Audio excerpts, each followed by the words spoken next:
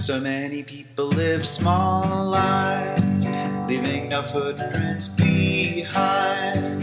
And while they see the evils of the world, they act as if they're blind. Perhaps they don't care enough, or believe someone else will do it.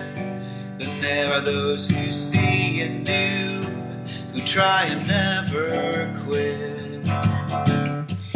There are forces of nature that change the world. There are winds that carve the land. There are storms that reshape everything. There are those who take a stand. There are people who change the world. They are the people who shape and act. They clearly see what the world should be. They live to have impact.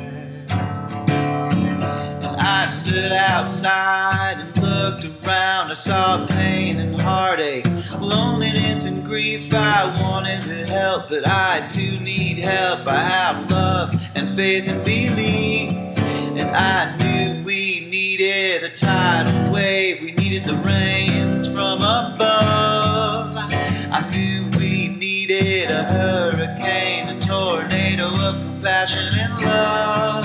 And there are forces of nature that change the world. There are winds that carve the land. There are storms that reshape everything. There are those who take a